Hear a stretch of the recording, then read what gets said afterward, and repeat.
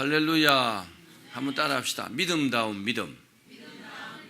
오늘 믿음다운 믿음 두 번째 제목으로 말씀을 드리겠습니다. 우리가 사는 세상을 육신적인 눈으로 볼 수 있죠. 그죠? 육신적으로 보면 눈에 보이는 거, 손으로 만져지는 거, 또 내가 느껴지는 거, 이런 게 육신적인 것입니다. 좋은 것은 좋게 보이고 좋지 않은 것은 좋지 않게 보입니다. 그런데 또 영적으로 또 볼 수 있습니다. 영적으로 보면 어떠냐? 영적으로 보면요, 마귀가 자기의 때가 얼마 남지 않은 것을 우리가 볼 수 있습니다. 그래서 야, 정말 어떻게 사람이 저럴 수 있나? 근데 그 이면에는요, 마귀가 있거든요. 그리고 또 마귀가 자기의 때가 얼마 남지 않았다는 말은 예수님께서 재림하실 날이 가까웠다는 말입니다. 아멘 합시다. 예수님께서 재림하실 날이 가까웠기 때문에 이 마귀가 어떻게든지요, 믿는 자라도 넘어뜨리기 위해서 막 우는 사자와 같이 막 삼킬 자를 찾아서 두루 다닌다 그랬어요.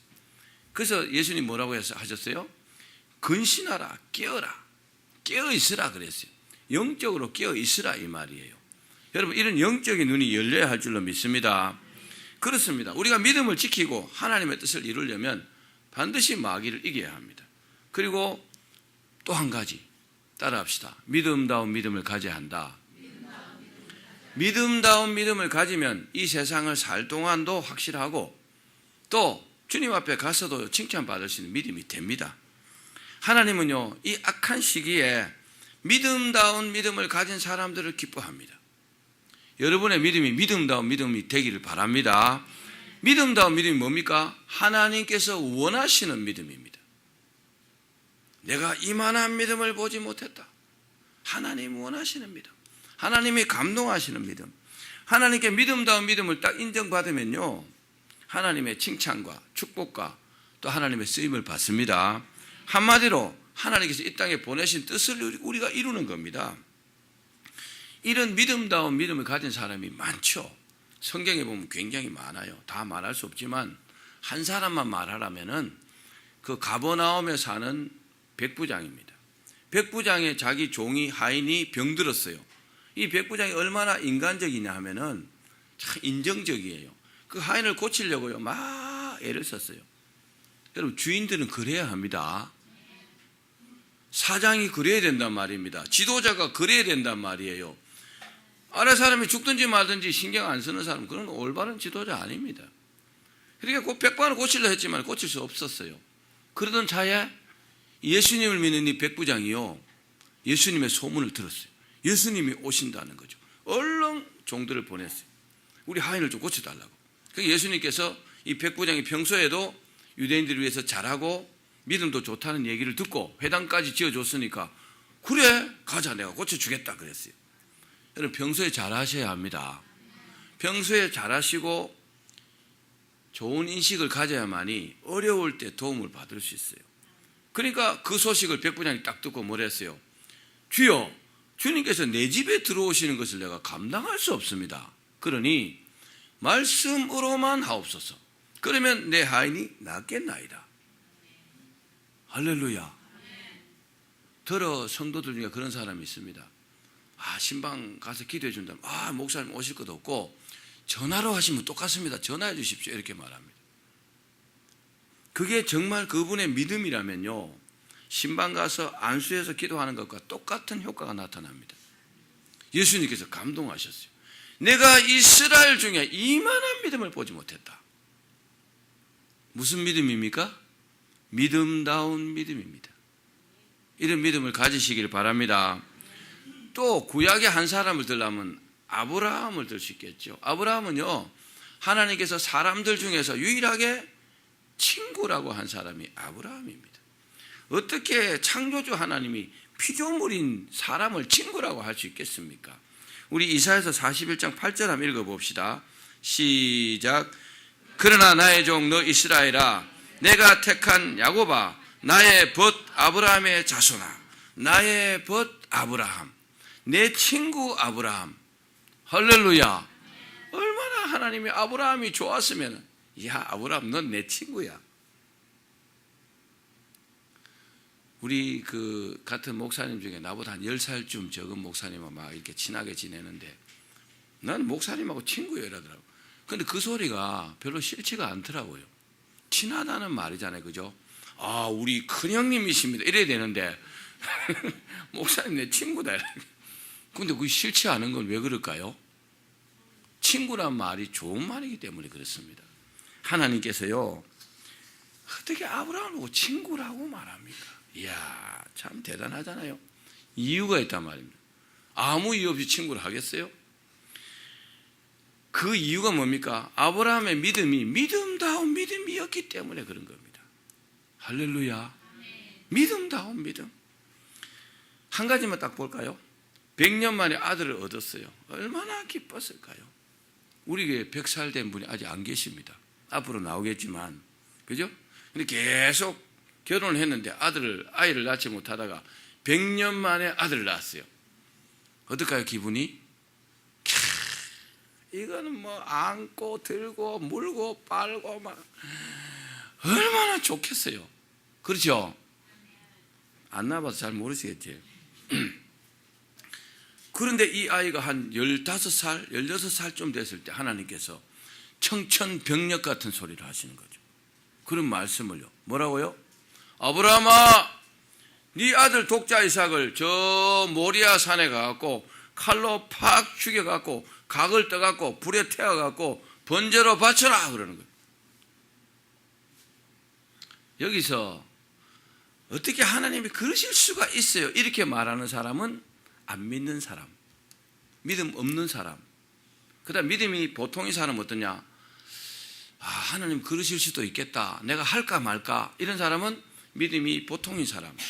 근데 아브라함 믿음은 어땠느냐? 아, 예, 알겠습니다, 그렇게 하겠습니다.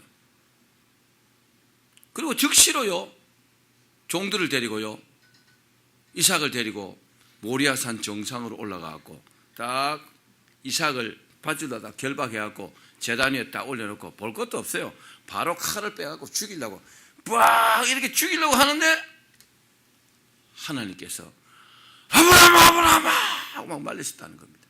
얼마나 하나님께서 놀라셨겠어요. 왜 놀랐어요? 믿음다운 믿음이니까. 여러분 삶 가운데 큰 어려움이 만약 있으면요, 하나님 우리에게 원하시는 것은 믿음다운 믿음을 원하십니다. 믿음다운 믿음을 보시고요, 그 문제를 싹 해결해 주시는 거죠. 그러니까 하나님을 믿을 때에 대강대강 믿으시면 그냥 대강대강의 삶을 삽니다. 그런데 이 아브라함이나 백부장처럼 이렇게 독특한 믿음을 가지면, 특별한 믿음을 가지면 특별한 은혜를 받습니다. 기적의 역사를 맛본단 말입니다. 이런 경우가 믿음 생활에서 얼마나 많습니까? 하나님이 살아계시다는 증거 아니겠습니까? 여러분, 이런 믿음다운 믿음을 갖기를 바랍니다. 하나님은요, 없어서 못 주시는 분이 절대로 아닙니다. 없어서 못 주지 않는다면, 안 주신다면 안 주는 이유가 있을 것이고, 주신다면요, 주시는 이유가 있다는 겁니다. 주신 이유는 뭐예요? 믿음다운 믿음으로 할 때 주신다는 겁니다. 여러분, 어떤 부분이라도 믿음으로 하나님을 감동시키기 바랍니다. 하나님을 감동시키는 믿음은요, 믿음다운 믿음이에요. 이런 사람은요, 걱정할 거 없어요. 할렐루야. 잘 될 수밖에 없지요. 행복할 수밖에 없는 겁니다. 오늘 말씀은 믿음다운 믿음을 가진 사도 바울의 이야기입니다. 믿음다운 믿음을 가진 사도 바울은 어떤 사람이었을까요? 오늘 말씀을 듣고 큰 은혜와 복을 받기를 축원합니다. 첫 번째는 바울은요, 철저하게 준비된 사람이었어요. 여러분, 올바른 생각을 가지고 자기가 어떤 공부하는 사람이면 공부, 또 다른 부분에 준비하는 사람은 철저하게 준비하셔야 합니다. 그 해야 될 시기에 이걸 놓쳐버리면은 다음에 할 수 없어요. 바울은 본래 이름이 사울이었습니다. 사울이라는 이름은 히브리어로 위대한 자라는 뜻입니다. 뭐 참 좋은 이름입니다. 그죠? 그런데 이 속뜻이 뭐냐? 한번 따라 합시다. 무엇인가? 끊임없이 추구하는 자.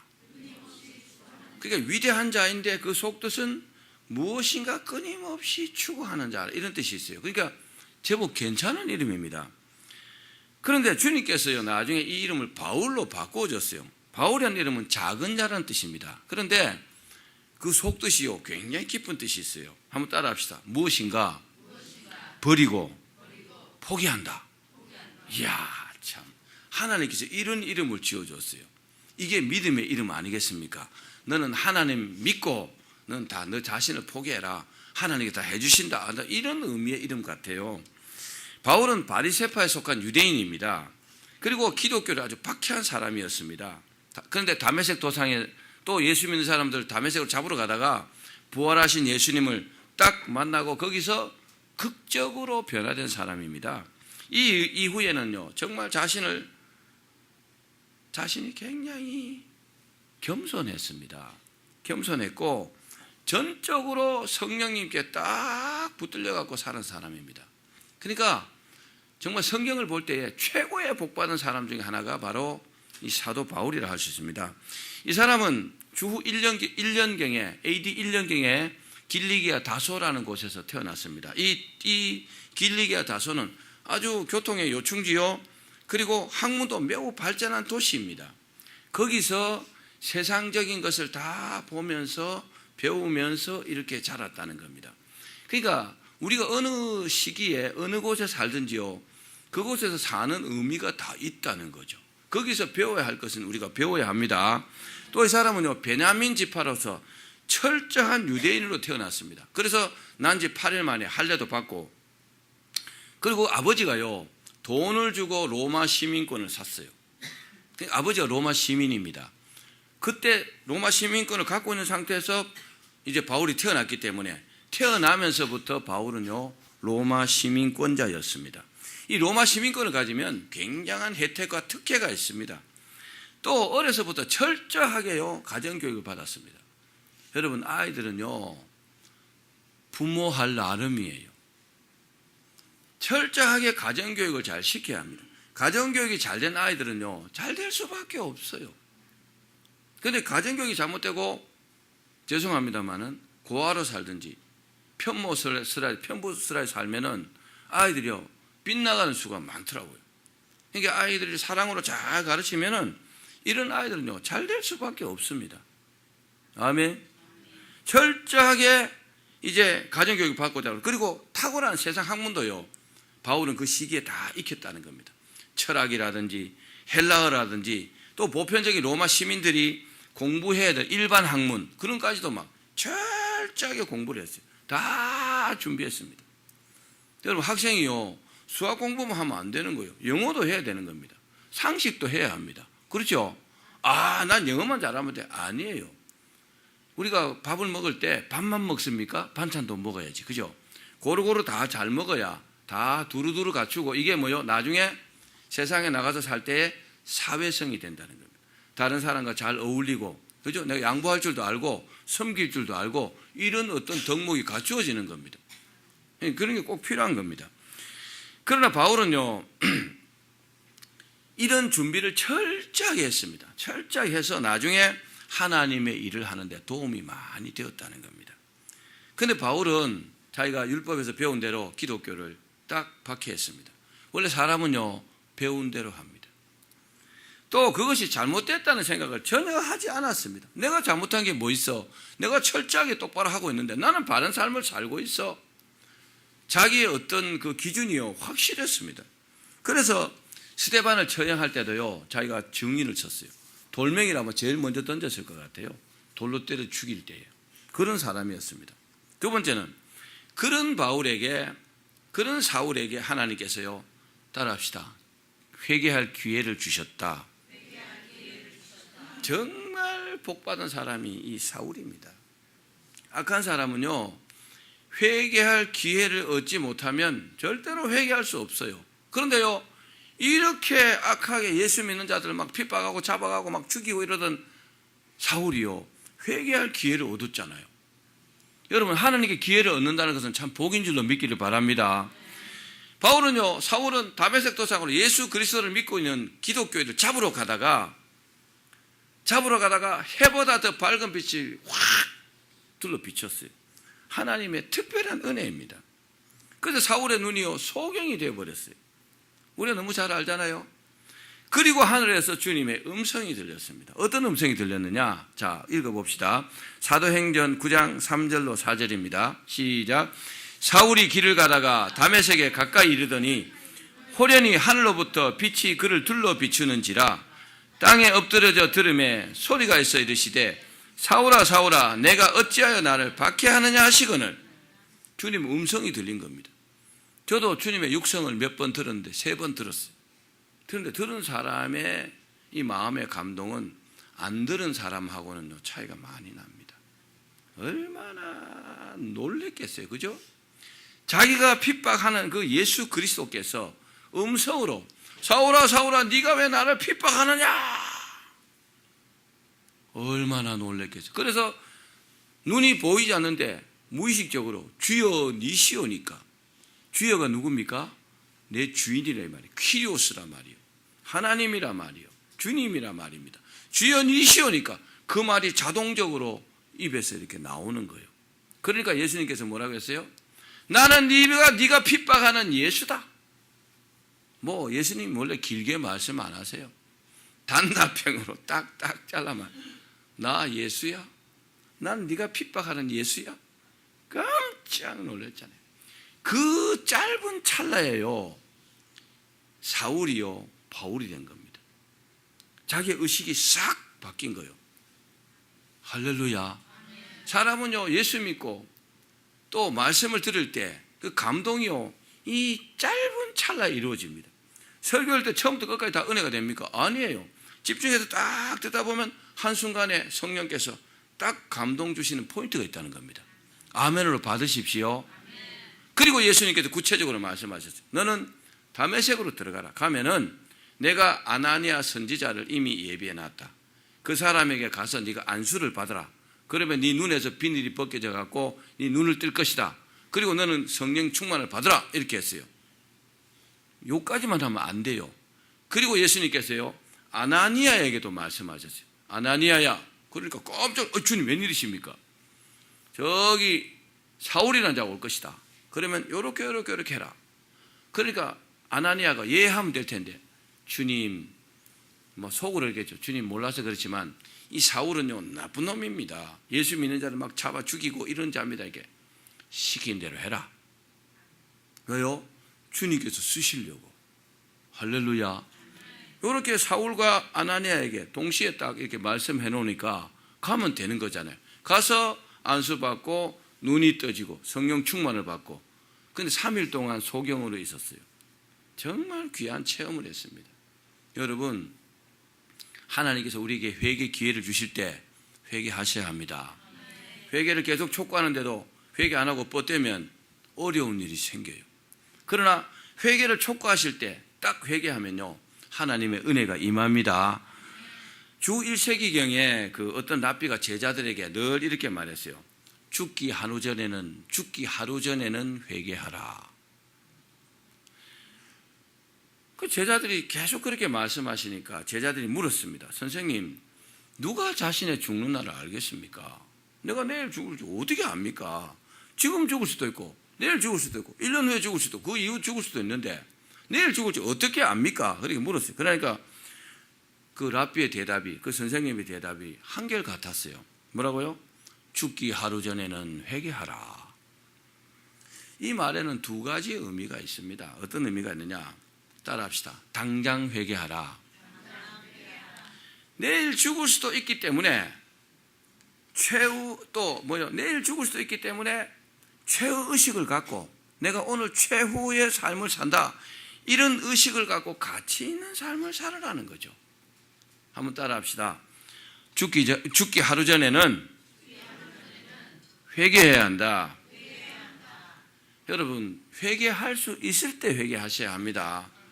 회개 못하면 나중에 후회합니다. 그래서 후회는 아무리 빨리 해도 늦다 이런 말이 있잖아요. 그죠? 회개할 기회를 얻는 것은 큰 축복인 줄로 믿으시기를 바랍니다. 사랑하는 여러분, 사울이 주님을 만나서 회개한 것은 전적인 하나님의 은혜라는 것을 믿기를 바랍니다.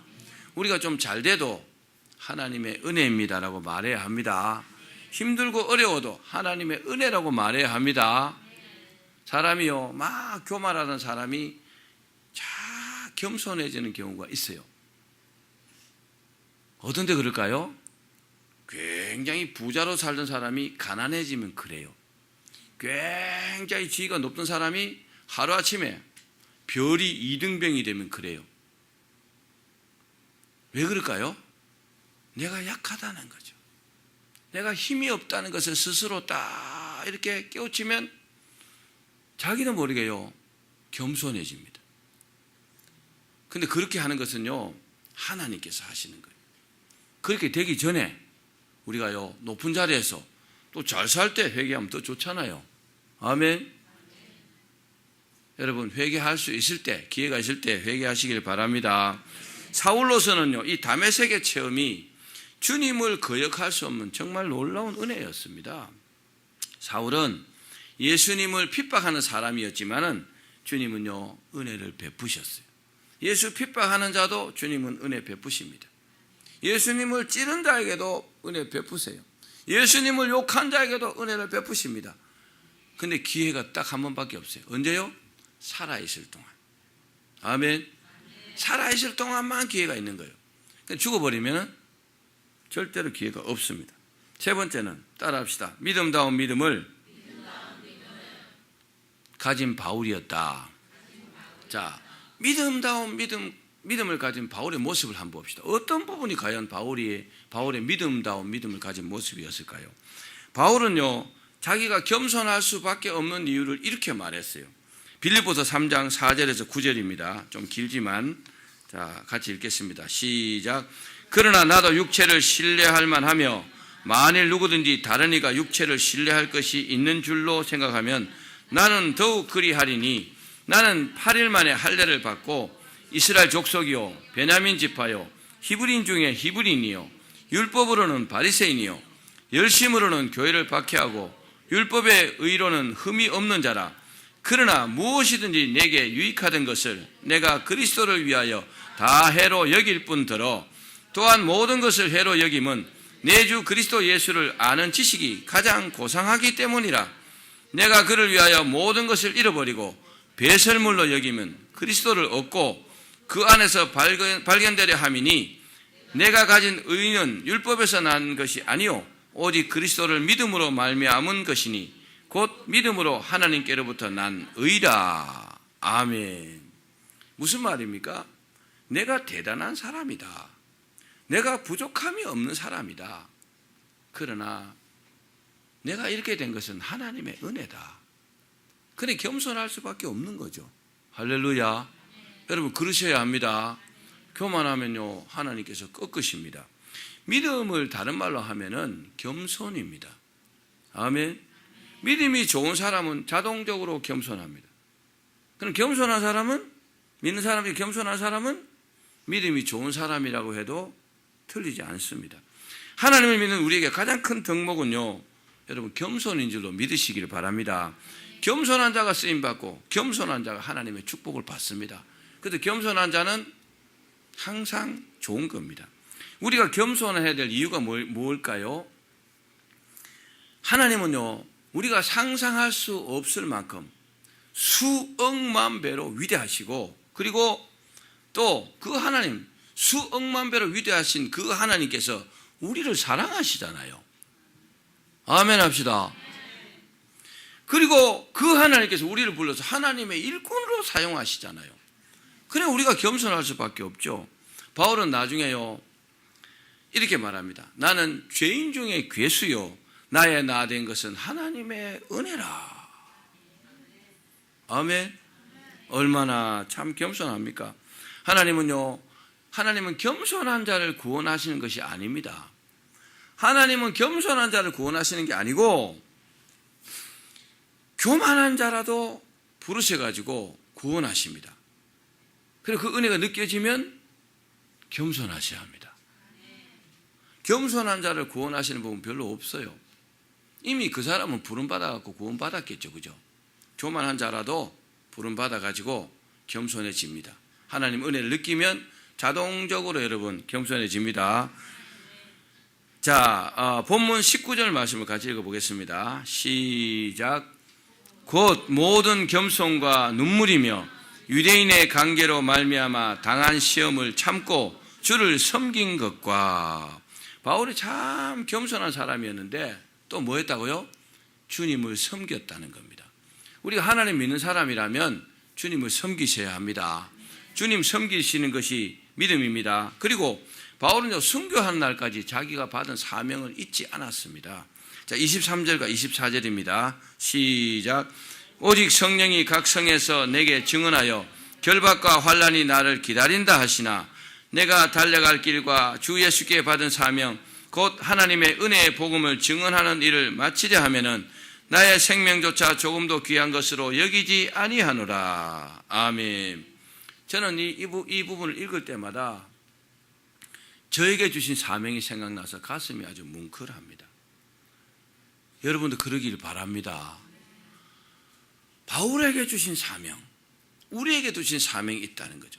저에게 주신 사명, 또 여러분에게 주신 사명이 있다는 겁니다. 그래서 이런 말도 있잖아요. 사명이 있는 자는 죽지 않는다. 사명을 기억하는 자 하나님 기뻐하실 줄 믿습니다.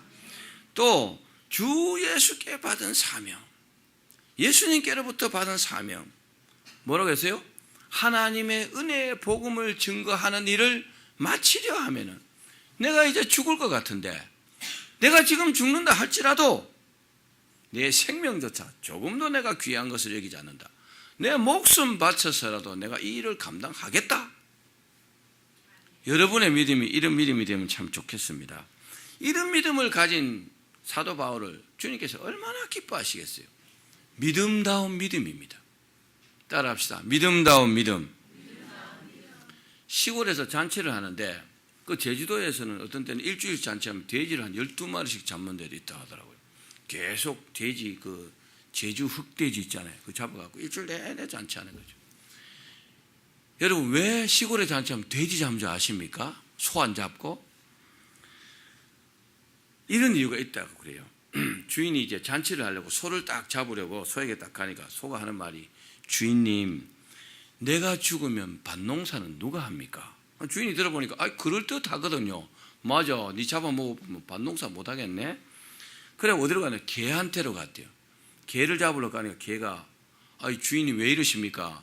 제가 없으면 집은 누가 지킵니까? 그러니까 맞아, 네가 있어 도둑놈도 지키지. 그래가 그리고 고양이한테 들어갔대요. 그러니까 고양이가 주인님 내가 죽으면 쥐는 누가 잡습니까? 맞아, 쥐 그거 참 골치 아프네. 네가 있어야 되겠다. 돼지한테로 갔대요. 돼지한테 가니까 돼지는 주인이 뭐라 하는가 말든가 막 잠만 굴굴 자고 있었대요. 그래고 결국 어떻게 했냐? 주인이요 사명을 모르는 돼지를 잡았다고 합니다. 사람들 중에는요 살 뻔하다가 죽는 사람도 있다 그래요. 근데 어떤 사람은요 죽을 뻔하다가 사는 사람도 있다고 그래요.